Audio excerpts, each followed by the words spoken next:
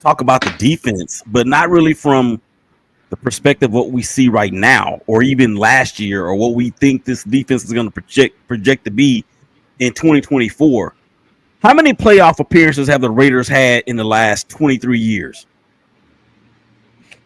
From what I remember, only what T- two, Two. Three, yeah, three, three, yeah. three. The first one I'm talking about, of course, is the year that we went to the Super Bowl, Okay. where Tampa Bay spanked us. That Because defense, actually, six. that defense was really really good.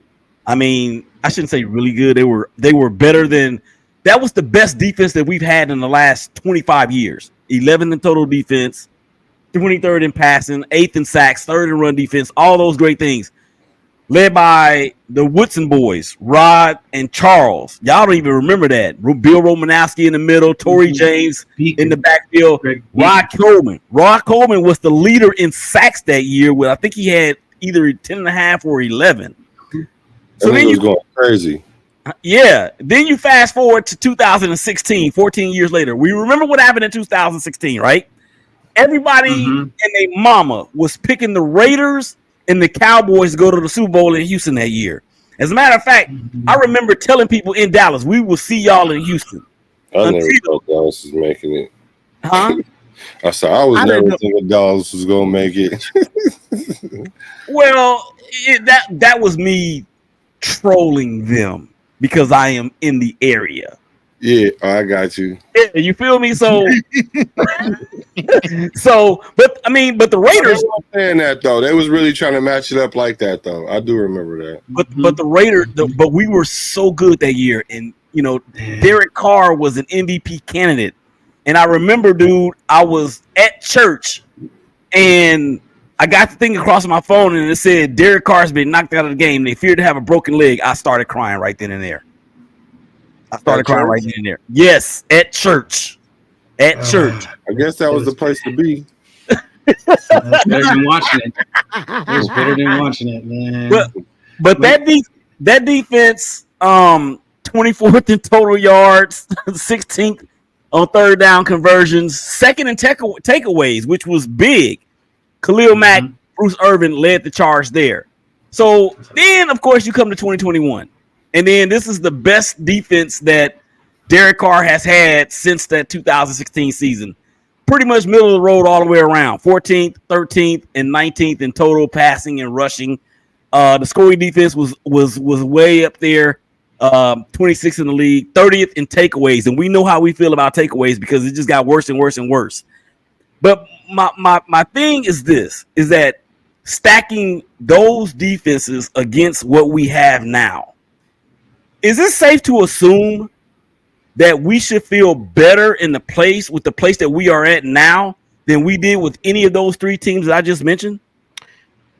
Um, I'm gonna be completely honest with you because I mean before Josh McDaniels got fired, I don't know what Patrick Graham was doing with this defense, and I'm gonna just be completely real with you. Mm-hmm. When it comes to when after post Josh McDaniels, and knowing that Antonio Pierce is a defensive guy, and he helped with Patrick Graham on that defense, you saw a difference in this defense.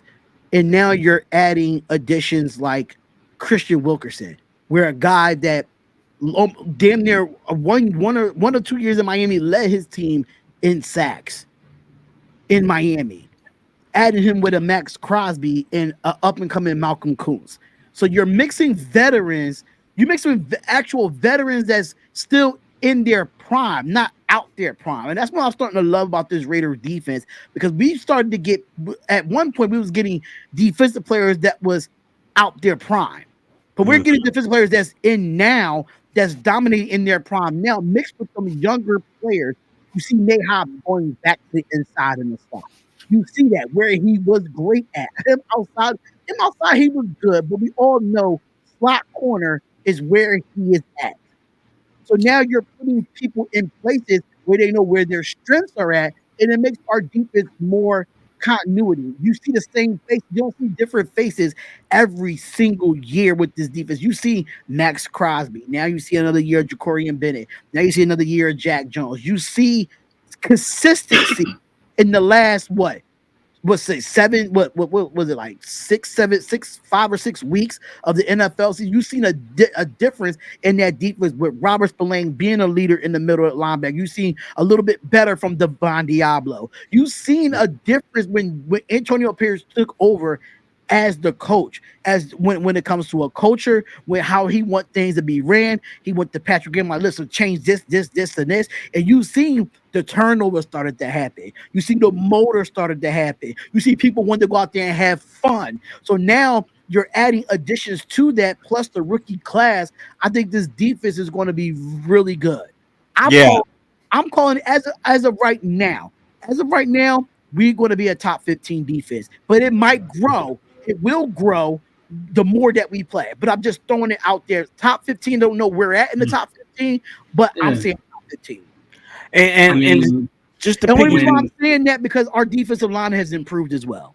Yeah, and just to piggyback on that, and Darian, we talked about this on the CTE when we first launched it, 2 years ago, about how I was so upset at Patrick Graham. I'm like, think about the year after Bisaccia left. So that was 2022. I think it was 2020, wasn't it? No. It was 20. It was 2020. Yeah, it was 2020 because that's when Gruden got fired from that whole blah blah blah. Yeah, was it okay? And Bisaccia took over. And think about how many second half leads we blew that year. I mean, we very easily could have been in the playoffs. And I was calling for Patrick Graham's head on the platter. And you know what? I have to apologize to Patrick Graham. And this is what he told me. He told me this right here. Come after me.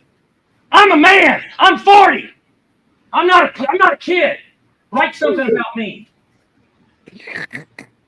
So I want to apologize to Patrick Graham, but that's my spiel on the defense. This is the most excited that I have been about a Raider defense. Get this, guys. I want y'all to understand me. Since 1989. And I just wanted to just throw this in here real quick, Willie. If you look at it from the second half of the year, the Raiders was number 1 in takeaways in the second half of the year. Thank you. Yes. That's what I was going to say. We were the number one. Something that the Raiders don't do, and that's takeaways. Exactly. We don't intercept the ball. We don't force fumbles. We don't never did none of that. And we started seeing it last year at the second half of the year. Like, what interceptions? Yes. What has changed? But not only that, Antonio Pierce. People are just running free. Yeah. But not only that, we were turning those turnovers into points. Yeah. I mean, like the defense was scoring. That's something we haven't seen since the 80s, for real. We also were the best under Pierce at stopping the other team from scoring, which is what defenses are supposed to do. So number 1 in scoring and number 1 in taking the ball away. And so that's over a 10-game spread. It's not a small sample size, right? So this is not just an aberration, right? And we did it against like the best offenses, Kansas City, right? So I expect us to have a top defense. And you're saying top 15. I'm saying top 10 defense. And I think we're going to turn the ball over, create turnovers. And I expect us to be a top 10 defense for real. We have talent in the places where it matters most. You hear Jacorian Bennett has taken that job in camp, which is huge. I loved him coming out of Maryland. He is one of those players that makes a difference. If you go look at his stats in college, he really should have been drafted higher, right? Blazing speed, good size, plays like a dog. So I think with him, great man-to-man coverage, and my boy Jack Jones from the mighty Long Beach City, he is going to cause quarterbacks a lot of headaches because he baits. He's really smart. He's a smart corner. He plays that game exactly. He's playing with their head. So this is going to be something. We got a D line to put pressure on them at the same time. And then And even Spillane is in even the some middle. of the rookies that has been really coming in Dabo. and doing their thing, for what I've heard in training camp. These rookies has coming in. I think it's what's his name? MJ. Was it MJ? I'm not gonna pronounce. I'm not gonna butcher that last name. I'm just not gonna do it. Devonshire. Yeah, But Devonshire. also DeCameron Richardson has looked really good. Yeah, too. Cameron Richardson is huge. another one that has been really good in camp as well. So Eichenberg. Eichenberg. Even one thing about Ohio State linebackers, they're good. They come into the NFL, and Ohio State linebackers are good. We can't say the same for quarterbacks, but we can say that for linebackers. We say that for the defensive side of the ball for Ohio State. They always have good corners come out, good linebackers, and good defensive linemen. On all three levels. It never fails with that. So Eichenberg, I definitely can see that. Definitely can see that. Corners. We'll talk about the corners, but yeah. Yeah, I mean, not all their corners, besides Gary and Conley, besides him. No, because he was garbage. He just got cut from the Cowboys too. I'm surprised he's still in the league at this point. He wasn't. Remember, he was out for like 2 years, and then the Cowboys picked him up in the offseason, and then they ultimately let him go. I want to say it was like last week or maybe 2 weeks ago. I mean, it's the Cowboys. I'm not surprised about this. Cowboys at this point. But I mean, Black, how you feel? Because I know you down there shaking your head many a times in this talk. I heard something about CTE. If y'all comparing this defense with the Rich Gannon and them defense, the 2016, ain't that what you were talking about them? Oh, Derek Carr year, this defense. Oh, but CTE's, that's for a commitment to excellence. Make sure y'all like and subscribe to that, because I thought y'all was talking about something else. Because this defense right here, right?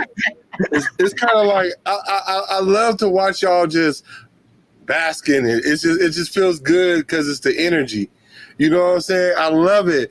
And I'm like, well, when we compare it, because when you started asking the question, I started going through that in my mind. I didn't know you was going to end up there, but I was like, okay, those defenses, the issues that those defense did not have that we're going to have with this defense is the lack of offense. Because when you lack your offense, you're going to put your defense in situations like we used to do, put our defense in situations. And I kind of feel like, well, we would be a middle tier defense, but because of the offense deficiency, it's going to make us look not as good as we actually are. So it's going to look like we took a step back this year, but it's just because of our offense. So I don't know. When I say who's our leader on defense outside of Max Crosby, Lane. When I say it concerns me, I'm concerned like who's gonna be those guys. And I started to see a couple players pop out, but I don't like to judge it off 1 year or 2 years. I kind of gotta see a trend. But I do like the way we're going with our defense for sure. We got a defensive-minded coach, so that's gonna help. If we can get our quarterback situation stabilized, then I think then our defense will be able to flourish. But I just think we're going to put our defense in too many situations. Black, that's a good point. And let me just piggyback off that, because I do agree with you there. And if you look at it from last year, where we had so many turnovers and the offense couldn't do nothing with it. So I understand where you're coming from there, because it was a lot of games where our defense, like the Minnesota Viking game, that tells it itself. 3-0. 3-0, where our offense could not score a point, but our defense only allowed 3 points that game, and we lost that game. So I completely understand. It's really the uncertainty of the offense, because you notice after coordinator, after coordinator, after coach, different quarterbacks, stuff of that nature, is a lot of uncertainty at the offense. So I definitely agree with you there, but I feel like this defense is still going to get us the ball as many times as we can. But at the same time, our offense is going to have to score points to give our defense a break. It's just going to have to happen. Yeah, and to your point, Black, about the offense, you're absolutely correct, because that year that Derek Carr was supposed to win the MVP and we were supposed to go to the Super Bowl, I think the Raiders were a top 3 offense that year. The year 2002 when we did go to the Super Bowl and Rich Gannon won the MVP, Remember, we had Jerry Rice and Tim Brown outside at receiver, and that offense was, I think was a top 3 offense as well. So you make a great point when you say that. They might have been number 1 offense. Like They were number 1 in scoring. Them years. Yeah, number 1 in scoring, but I'm talking in terms, and that's the one that matters, of course, the most. But you know, I was thinking in terms of yards. Yeah. Yeah. Okay. I got you. But no, but like you're saying though, the offense was up there. So yeah,